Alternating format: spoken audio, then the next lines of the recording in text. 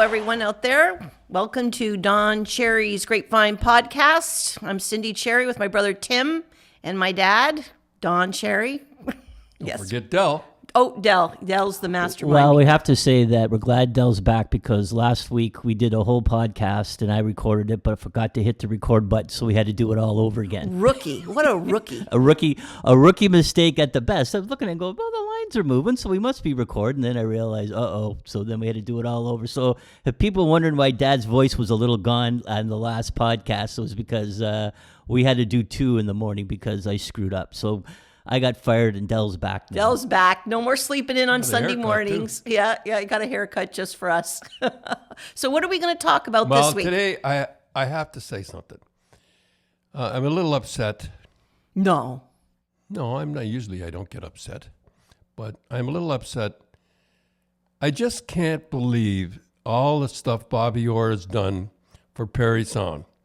Now, I've gone up there and you and I have gone up there for the golf tournament. And, in support of. And he has all his friends from Boston come up, Derek Sanderson, and the owner of, and he does a lot, or I think he does a lot anyhow.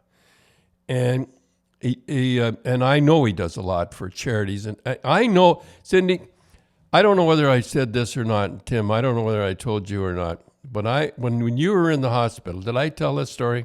I don't know anyhow, I'm going to tell it again.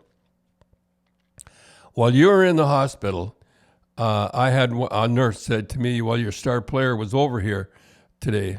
I said, star player? Like, well, I'm thinking we only got to have one star player. And he was over there on a Tuesday. He went every Tuesday, and he visited all the children in the hospital every Tuesday. Nobody knew about it. Anyhow, and this girl wrote a letter and ripped him pretty good. And I just can't believe that they did the letter. I mean, the Parry Sound newspaper put an article from like an op-ed, they call it, lady who really gave it to Bobby for. Yeah, and you know the funny thing is, all he said was, "I support Trump." He didn't say he didn't knock Biden. He didn't knock anybody. He said he support. Now, if he had supported Biden, he'd have been a hero today. But that's the way he was. That's the way he played. You know what this reminds me of? It reminds me of a few years ago, the Royal Military College were going to give me, what do they call it, an honorary degree? Yeah. Yeah, honorary degree with 2 generals. I was really impressed.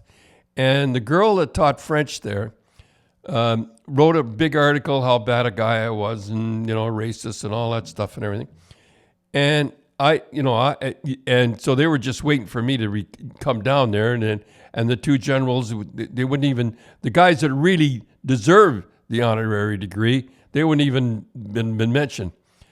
So I said, I'm not coming. But I just can't believe that somebody can't voice their opinion in politics or anything, and they're a bad guy. I just don't, I don't get it. Anyhow, that's the way I feel about it, and he's my friend, and he'll always be my friend. And was there any rebuttal from anyone? No, not one nothing? person. No, nobody. Once again, you're the only one that's mentioning it, sticking up for Bobby. Well, I don't know about that, but I mean, he was the greatest hockey player who ever lived, and he's the greatest guy. Yeah, just one thing about his charity, I remember reading about that.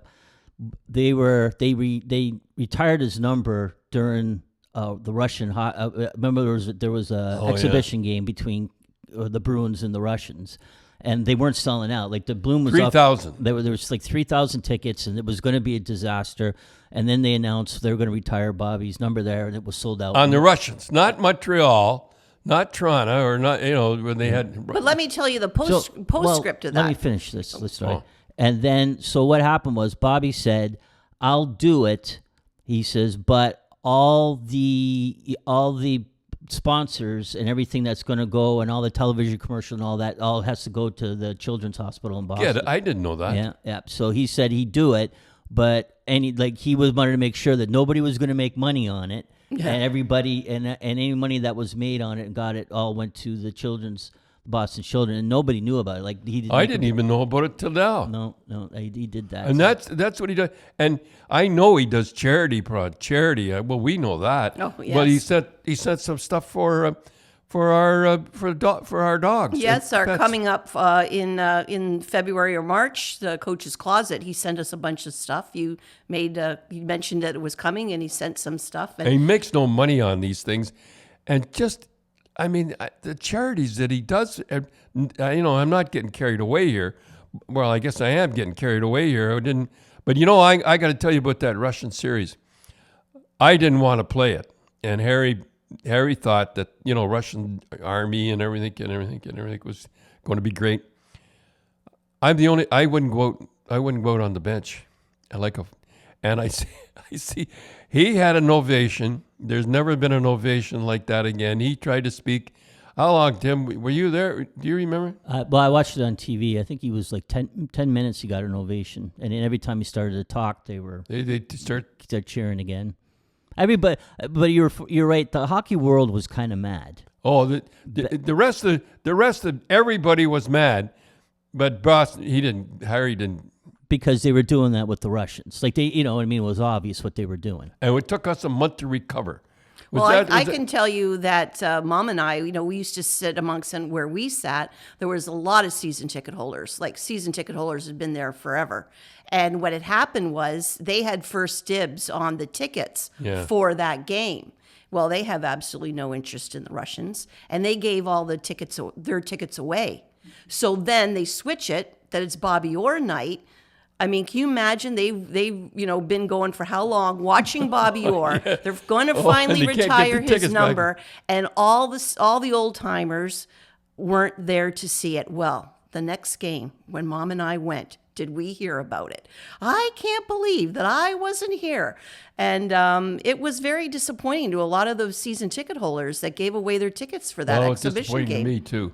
And the play and our team. Well, I remember I forget what I think we had won something like 19 out of 23 games going into it, and then we went on a tailspin.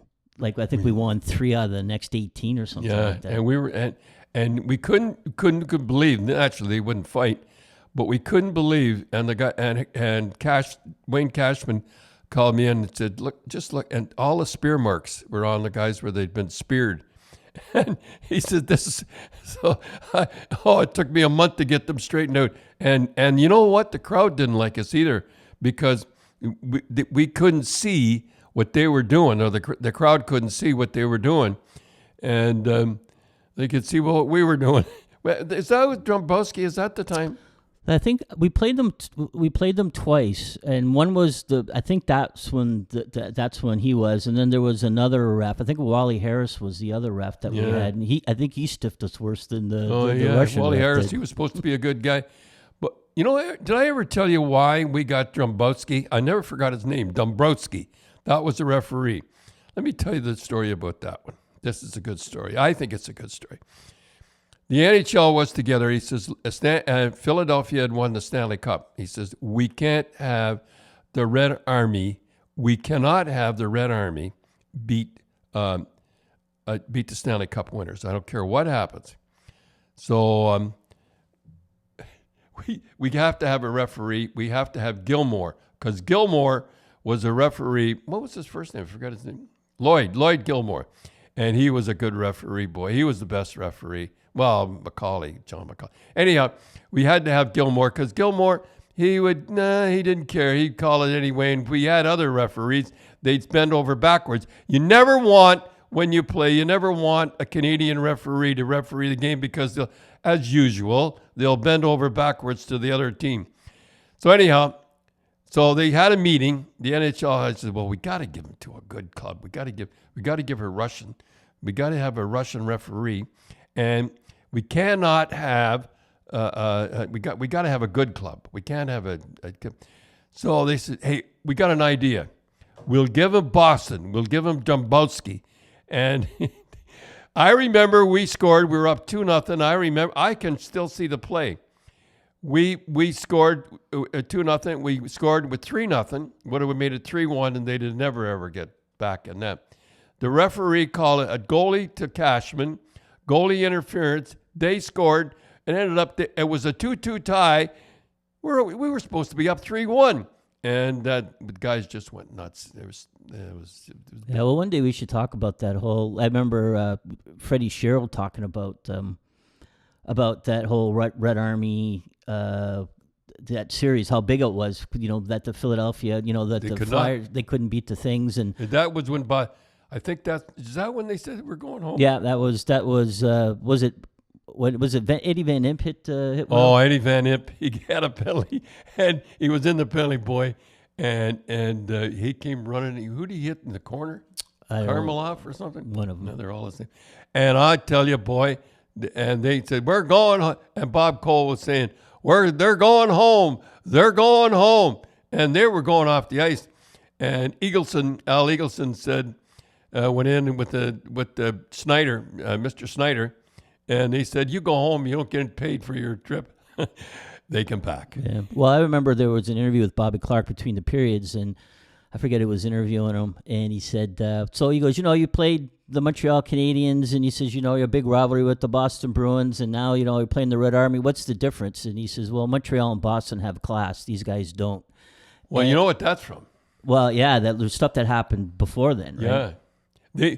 They took everything. They took sticks and skates and anything that moved.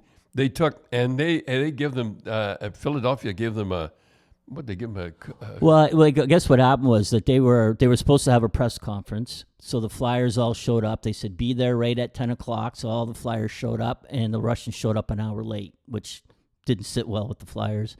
And then they gave them a gift. A nice gift. And they said it was junk. They didn't want it. And then they said, we don't have enough sticks. We want your sticks, some sticks. So all the players went in and gave them. They said, these are junk sticks. We don't want them. So can you imagine with the Broad Street Bullies antagonizing them like that? So they were just chomping at the bit once the puck dropped. And Bobby Clark, he seemed to play his best when he's playing the Russians. I think he hated the Russians. I don't know. Remember they interviewed him. He said he was an animal and all that stuff and everything.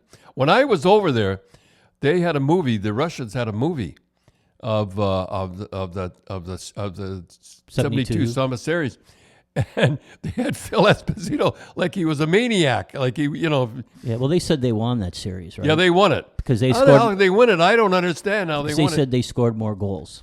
Oh, is that how they did? Yeah. And if it had been a tie, they were going to keep the cup. And that was the greatest series of all time. And I think I told a story about Dennis Hall, but I think Bobby Hall said it best. He said, Bobby Orr didn't play. He had a sore knee. He was over there, and he says, good job he didn't play. And everybody would. He wouldn't have gone 8 games, so we wouldn't have been heroes. Yeah. Well, and the 76 ones, then like with Bobby Hull and Bobby Orr playing, and I think all the teams are Russian. I don't even think. Well, you guys played the Czechs in the finals. Oh, the Czechs. And I don't even know if the Russians even made it to the semifinals yet. No, we were up, but we were not ready for. Believe it or not, we were not ready for the final game against the Czechs, and they had a good little goalie, Drazila. I never forgot his name. And he was a good goal, and we go into overtime. If we had lost, you know how the papers would have. We would have been, and Sittler scored, and it was unbelievable. I mean, that was a series. That was the greatest team ever put together. We were cutting 50-goal scores, and I remember Jean Pronovost. Remember Jean Pronovost? Oh yeah. Yeah, he scored 50 goals, and we cut him. Rene Robert. I mean, we were cutting guys that were great. And I remember shaking hands with Pronovost after, they cut him. You know how they done him? I'll tell you how they did it. It was unbelievable. We had a dinner that night. Honest to God, this is what they did. They read who made the club. And the other guys are sitting there. And the guys are giving it to me. Like I was assistant coach, or they were looking at me. But we read who made the club. And they found out That's night. how they found out, sitting amongst other guys. Instead of, they taking them aside, saying, I'm sorry you didn't make the club. Well, who made that decision? I don't know who made the decision. But so anyhow, I shake hands. I'm so sorry, Jean Pronovost. And he crushed my hand. He said, whoa. Wait a minute. Let's start again. So I wasn't ready. You know, when you're not ready, the guy crunches, and you can hear the bones crack. And I said, "What are you nuts or something?"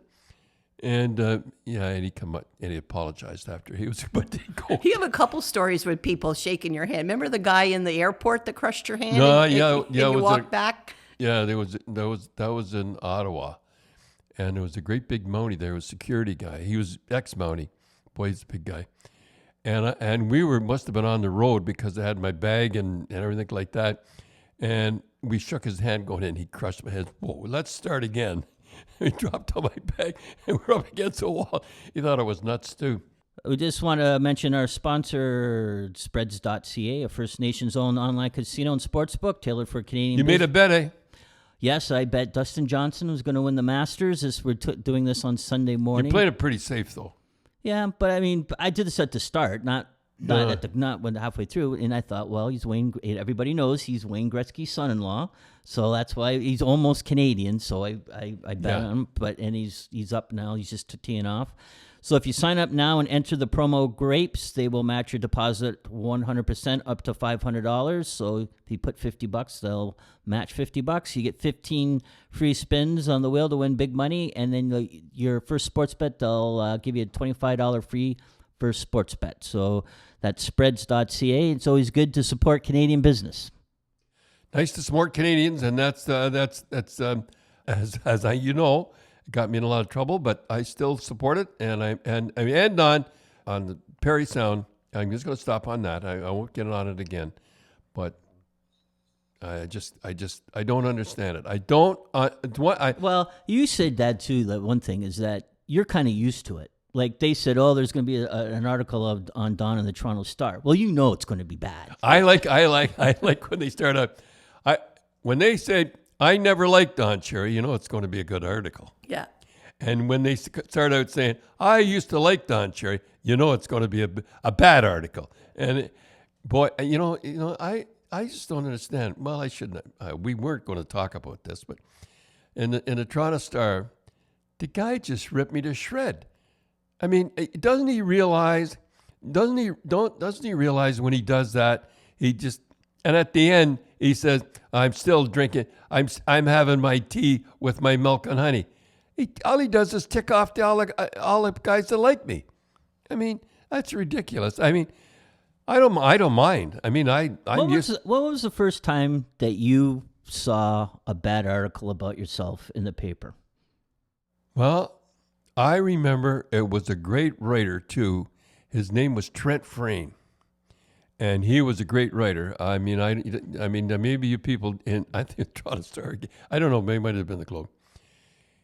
And boy, he was my friend, and he gave it to me like you couldn't believe. I mean, and character on myself, and I didn't know if I could go on hockey. I'll tell you, first time I got it was like that. Was him, and I didn't know if I could go on Hockey Night in Canada. That's how hurtful it. And then after a while, but it doesn't bother you at all. One lady that trying to start again, she wrote 10 things that I was, how bad I was, and you read that on Hockey Night in Canada. Did I? Yeah, a misogynist. Yeah, and a misogynist. And I thought, gee, I don't get massage. I don't massage. I thought it was some massage. And they had an article. Remember they did a show when Mom was in it, and Mom was laughing about it too because Mom was immune to it too. She was saying, I don't know what half of those words mean that they called Dawn and all. And remember, she just used to shrug it off. I think it bugged Mom. No, it bothered her. Mm-hmm. Rose was the exact opposite. What I was, everything bothered her. She didn't mind me fighting. She said, we must tell that story about the time at Pittsburgh. But everything, I remember one time. We had Daryl Sly. I used to play with Daryl. No, not Daryl Sly. Donnie Johns, who was a boy by now. He was a good. And Mark Reaume. Boy, if he played now. Oh, boy. Anyhow, I think 6 teams in the National Hockey League. Where are you going? So we had them over for Thanksgiving or one of the dinners or Christmas or something. I used to invite people over to have Christmas and everything. And Mark Reaume was a gentleman of gentlemen. He was like Jean Rattel and Beliveau and all those guys and everything. In fact, I roomed with him. I must tell a story. I used to room with him in the Admiral Hotel in Burnaby, BC. Anyhow, we're sitting there at the table, and I've got to be a cruel guy. And Rose is sitting to the right of me, and just having turkey dinner. And he didn't know Rose was from Hershey. And he said, no, it's a funny thing. He said, you ever notice when you go to Hershey, all the women are short and dumpy? I said, yeah, Rose is from Hershey. I thought he was going. But we always had players over because Mom was the type of person that if there was single guys or even the married guys that didn't have their wives at the team, at the hometown Rochester, we would always have them over for Easter dinner and Thanksgiving and even Christmas and all. So we always had the players over like that, and they used to come and they didn't. I remember they always never knew what to bring over, so they'd always bring gifts for Tim and I. And stuff. So it was always nice because all the holidays we had hockey players over. I don't think Mark Reume, I don't think, he was in a bad car accident driving back from Rochester. I think he was driving from LaSalle. He comes from LaSalle, Ontario. And I think he was driving back after a game and he got in a car accident. But I don't think he ever forgave me for saying that. No, I mean, really. That is kind of mean. Yeah, I know. I was a mean guy back in those days. Well, I imagine Mom wasn't too happy, too. Not only because of the dumpiness, but to embarrass the guy like that. Mom was more upset at you than as Mark. usual. Yeah. As usual. Yeah. So, Dad, you got any scuttlebutt on what's going on in the NHL? I wrote things down, and I have to, and I think everybody else, I wrote things down that I thought that would be interesting for, now, this is not in concrete. The National Hockey League say they're going to be opening January 1st, and the training camp's going to open December 15th. Now, with the virus, the way it's picking up, or whatever you want to call it like that, and there'll never be a bubble again like they had in Toronto. That was unbelievable. And, that was pretty good. The NHL and the players were pretty good. They stuck to it. There wasn't imagine that, there wasn't one case of virus or anything like that. See, the reason they're talking about that, and they want the Las Vegas owner let it slip about 2 or 3 weeks ago that they were talking about a Canadian division. Now, Canadian division is pretty good. First of all, you don't have the travel to start with, so the owners, U.S. owners would be happy about that. Now, I think you see, just grabbing one guy, you'd see McDavid 2 games in a row, and they're going to play 2 games to save travel again. Now, I don't know about the National Hockey League or the Canadian division. I don't know if they're going to do that. Yeah, they were talking. That's one of the things that's coming out. Is they want to do it kind of like, in baseball, Cindy, where a team comes in and they'll play 2 or 3 games. Yeah. And that's what they're talking about. That because then it's less travel. Then it cuts down the travel even more. Right? Yeah. So that's what they're talking. We used to do that. We used to do that in the American Hockey League. We used to we used to travel to on a Sunday. We'd play Sunday afternoon, and it'd be jammed at Quebec Coliseum, and we'd play Tuesday. And boy, that second game was all the rivalries.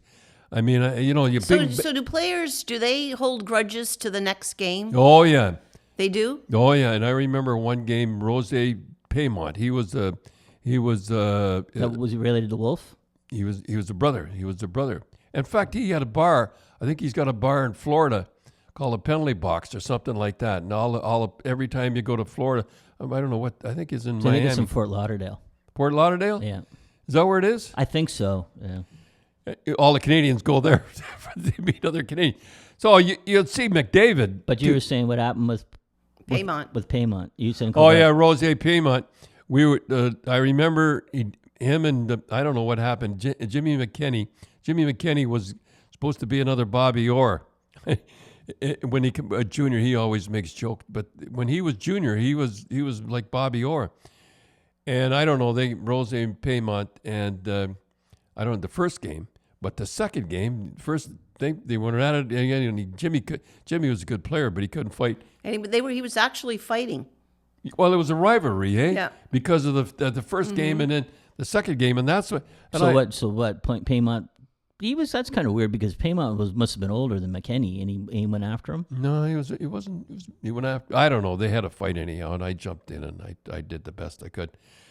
But anyhow, the NHL, they're going to have, if they do have the Canadian division, I think it'd be great. They almost said that. They almost say pretty much that's going to be for sure. Yeah, well, I hope so. Now, the first round will be 3 out of 4, like when they in the Canadian division would be 3 out of 4. This is what I hope they do. I don't know. I don't want to go down. And then the second would be 4 out of 7 to make the final. Now, I think it'd be great. U.S. U.S. against Canada, don't you? Yeah, I do. I think it's, well, first of all, as we talked about it before, there's no rivalries anymore in hockey. And, yeah, you play in October, you don't play till March. Yeah, so they would break it up. Like there's going to be, they call it the Metropolitan Division, so it'll be like Buffalo, Boston, New York, the Islanders, Philly. They would all be in, and then there's going to be the West Coast, and then the other teams are in the middle. Yeah. So I think what I would really think would be good is if they do that, and then if they do play 2 or 3 games in a row, can you imagine, like, say Calgary's going into Edmonton and twice? I don't know if they would. They play twice, and Edmonton's 4 points ahead of them.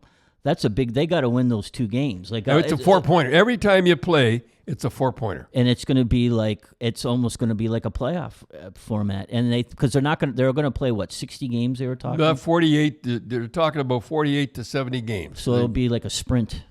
But what I also heard is they have to get it over early because if the Olympics go on this summer in Japan, well, they don't want that NBC says we got to go do that, so it has to be over by the spring, the Stanley Cup. Yeah, well, they'll play 48 to 70 games. They'll play.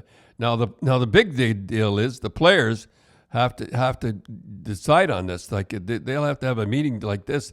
They're talking about the players only getting 75% of their money.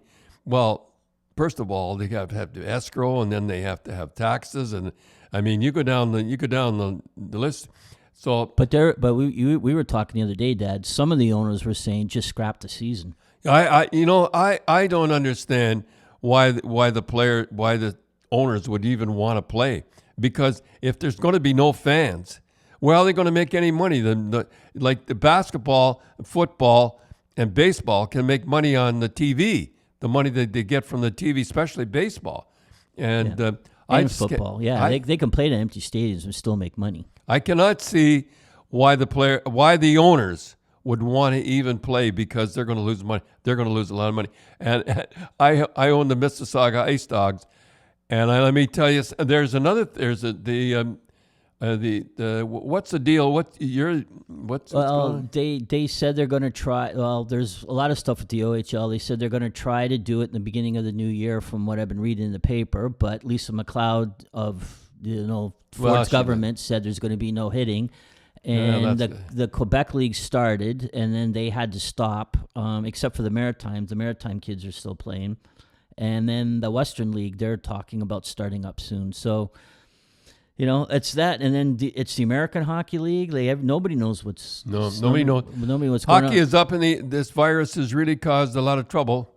And if there's going to be no fans, I don't understand why the owners would even want to play. And if I was the players, I'd be very, very careful saying I want so much money. Something is better than nothing.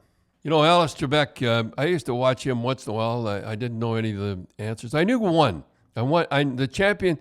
It was about Charlemagne. And I knew the name Roland and Charlemagne. Anyhow. I knew the one. You used to watch it all the time, eh, Tim? I still watch it all. Yeah, it's on 7:30 here. I watch it all the time, and I remember watching it with Mom. Like, how far back do you go with him watching? Hey, I remember Jack Pardo. I remember the original announcer on it. That's how far back I go watching Jeopardy. And they said with Alex Trebek, the last thing he did was the introduction of the first pick for Ottawa. That was the last thing he did. Well, he was always Canadian, and he tried to get Canadian answers on. Nobody knew them down in the States. The only one they ever knew.